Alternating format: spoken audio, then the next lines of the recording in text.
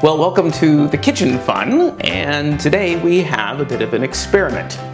Now, recently I was making one of my go-to scone recipes. This is one of those things I make a lot for either just a nice breakfast for me and the family, or if I need something to take to a potluck, or I just kind of want to cheer somebody up. As I was making it though, I noticed that it called for a 1/4 teaspoon of baking soda. And I was just putting it in because I always put it in, and I couldn't help but wonder, like, is this really doing any good? I mean, a 1/4 teaspoon is like that much. Like, is that helping? I wasn't sure. Now, I was doing this for somebody else, so I didn't skip it. I'd always added it, so I just went ahead and added it. But it got me thinking about, what is that doing? Now, I could see that if it was like a spice, right? If I added a 1/4 teaspoon of cayenne pepper to my scone recipe, which actually that's maybe not a bad idea, but if I had done that, then yeah, sure, I would expect to be able to taste it, to feel and taste some hints of it. But things like baking powder and baking soda, you know, are not really about flavor. They're more about the chemical interaction of the dough and all that kind of stuff. And does a 1/4 teaspoon really make a difference? I don't know. Obviously somebody along the way added it for a reason, but I wanted to find out. So that's what we're gonna do today. We're gonna make my typical standard scone recipe, and we're gonna do it 3 different ways. We're gonna do it one, with just normally, with all the things and all the ways that I normally do it. We're gonna do one where we leave out the baking soda and see if that makes a difference. The other thing that it actually calls for is baking powder.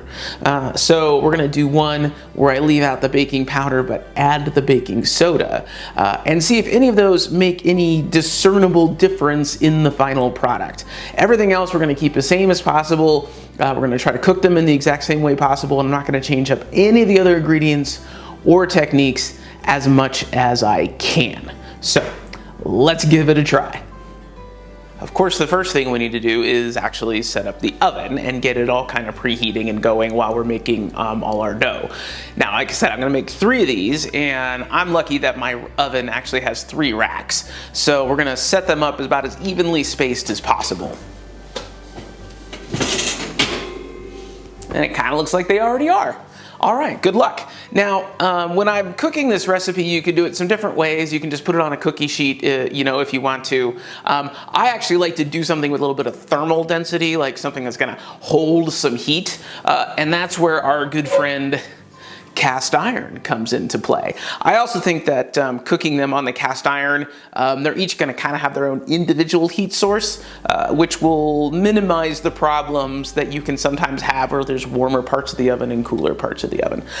So I've got kind of 2 of these fry pans and one that's more kind of like a big dish thing that we're going to load up in our oven, and we're going to preheat these with the oven. That's important. We want to get some thermal energy into these. So we'll put these in there. Put that one pan there. Put the other pan, I think, on the top rack, and we will put my Big Daddy here, like right in the middle.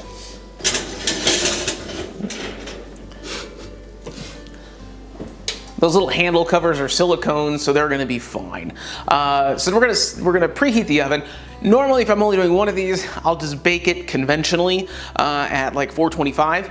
Again, because we're gonna have 3 in there, I'm gonna use the convection feature on my oven, which kind of moves the air around and again kind of heats everything all evenly.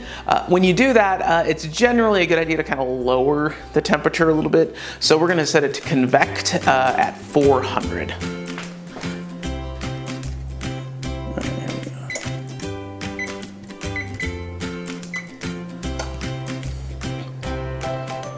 Now, it may just be me, but does that not look a little bit like Deadpool going through a spin cycle? I mean, I get what they're going for.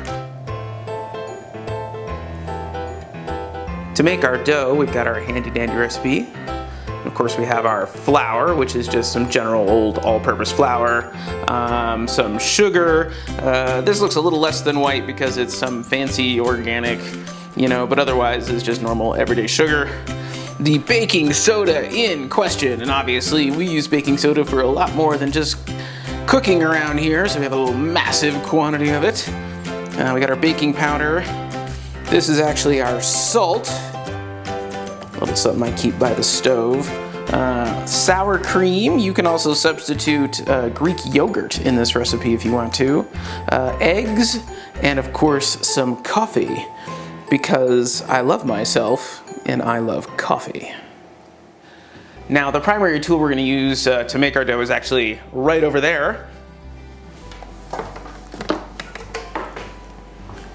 And it is my handy dandy food processor. Now, believe it or not, this actually sat in my basement for like years and very rarely was used until I was clued in you could use it to do things like make doughs, and also it's really handy for cutting up vegetables into such minute little pieces that you can put them in your recipes and your children will actually eat them because they won't know that they're there. It's a little tip for you. All right, make some dough.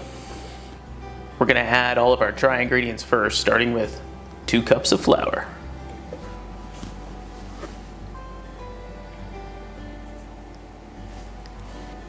Then 1-ish cups of sugar. Sometimes I cut this back to 1/4 cup. 1/3 of a cup is quite a bit, but for now we're gonna do it the right way. 1/3 cup. 1 teaspoon baking powder. 1/2 teaspoon salt. And the reason we're on this little adventure, 1/4 teaspoon of baking soda. Once all our dry ingredients are in, we're gonna put them on the lid on, give it a few pulses.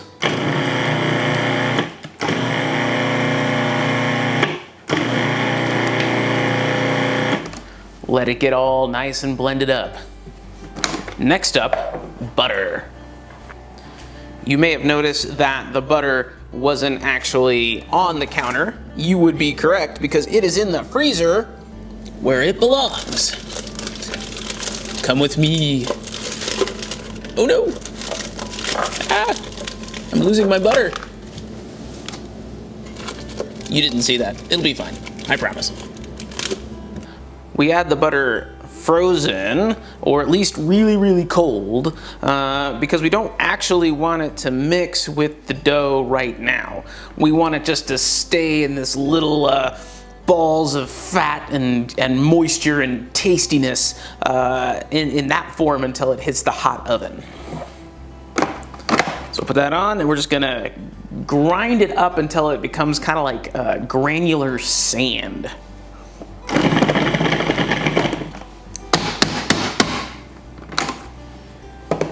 All right, now that that's all done, we can start adding our wet ingredients, starting with 1 egg. And then our 1/3 cup of sour cream. Oh man, that's so cool.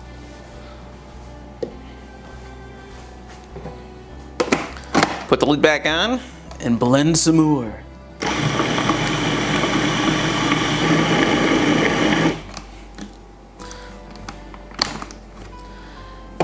Now at this point you really want it to become like a dough that you can kind of mold and shape.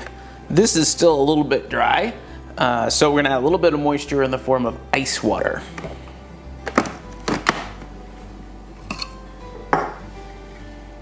We're not gonna need much, just a little bit should do us.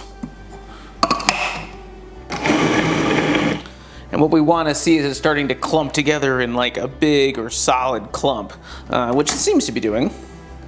Yep. Just a little more water.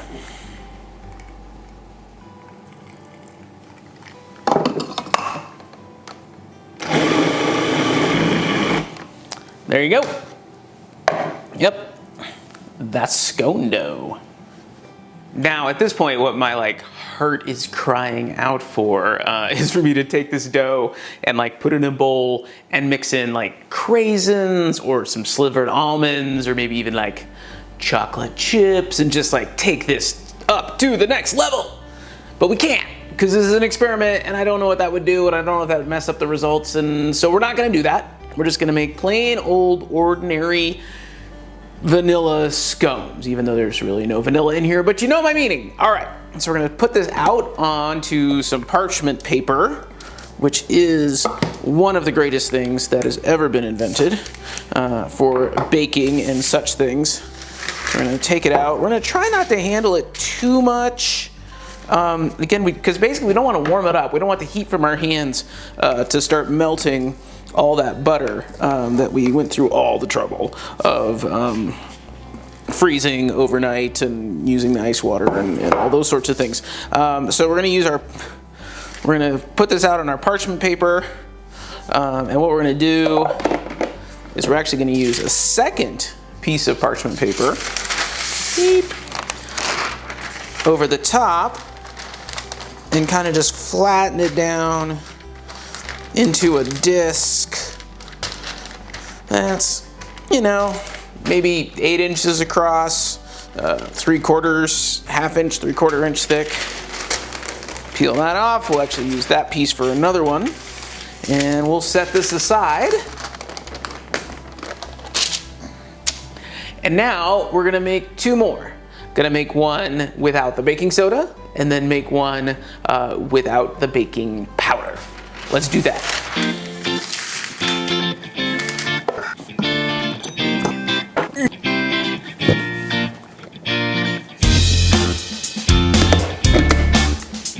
This part is important.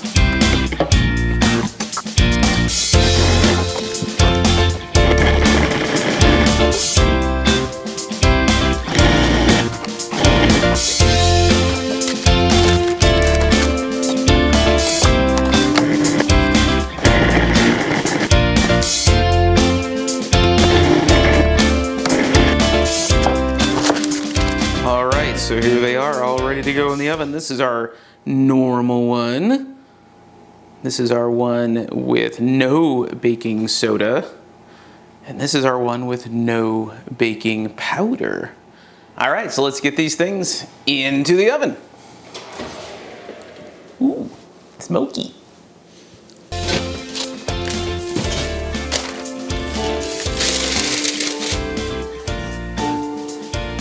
Heads up, there's smoke in the kitchen. The alarm may sound.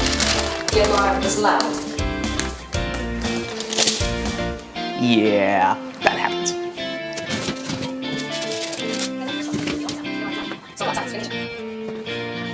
All right, so we're gonna set a timer for about 15 minutes. Probably won't be quite done, but we wanna check them about then, and then see what happens.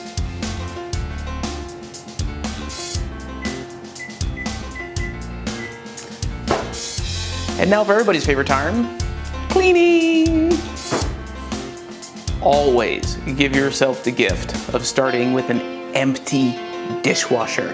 Makes things so much easier.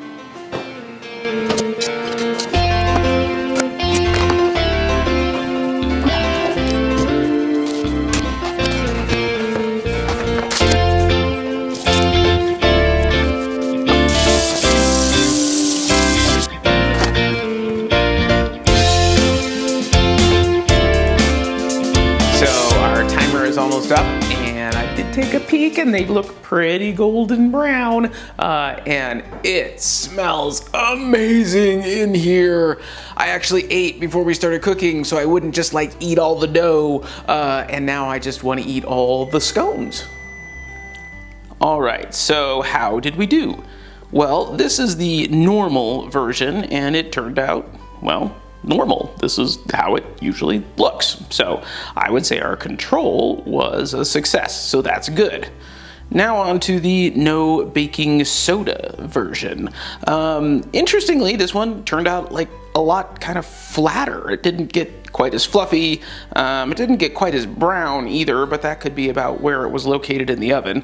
But it definitely looks different, but not as different as the no baking powder version. As you can see, that's separated between the individual slices way more than the normal does, and it just kind of has a whole other kind of look to it. I'm curious to see how it tastes, to see if that made any difference there. So, speaking of taste, I suppose it's about that time, which is good because I've been smelling these while they cool, and I gotta tell you, they all smell fantastic. All right, so we got our tool here, and this is typical. Usually I've got to come and kind of slice it open like this and kind of re-separate the pieces. Let's take a look-see. That looks right. I mean, a scone really is nothing but a sweet biscuit, so it should look like a biscuit and have the consistency of a biscuit, and that certainly does. So let's give her a taste here from the middle, the best part. Yep, tastes like scone. Could use some chocolate chips though. All right, so now for the no baking soda version. Again, not as brown, but I think that might have something to do with where it was cooked in the oven. I don't think this one was in the middle.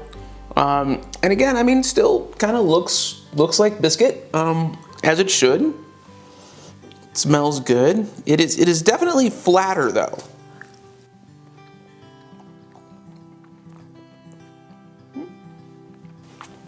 Tastes more or less the same. The texture is a little different for some reason. And you can kind of see what I mean as far as, you know, this one just got a little fluffier than this one did. And now for the real surprise, which is the no baking powder version. Well, that's just gonna come right apart there, isn't it? All right.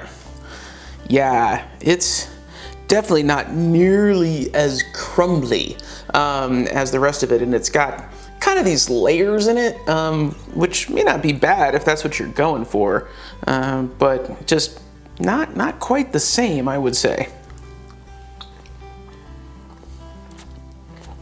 Yeah, and the texture isn't nearly as pleasant, I don't think, as the original. So where does that leave us? Well, I mean, I did look some stuff up. Both the baking soda and the baking powder serve the same function. They're there to help leaven things, which means they're there to kind of give, you know, the air bubbles that naturally develop in dough a little more oomph. So it makes sense that where both of those things are present, that you're gonna get this more crumbly kind of thing, because that means while it was baking, there were more air bubbles in it. So, you know, it's just gonna develop more of these little pockets, and it's just gonna turn out, you know, like this. With less of that leavening agent, it's not gonna be quite the same, and you're just gonna get something that's a little thicker, a little denser, not as flaky. Now, I did also notice when I was doing my Googling that one of the articles I read said that if baking powder is present along with the baking soda, the baking powder is going to do most of the work. And we can see we still got kind of some leavening when we still had baking powder but no baking soda. But this one, again, is kind of a surprise because we still had some baking soda in it, so there was something there to leaven, and it just sort of did it in this kind of weird, funky way.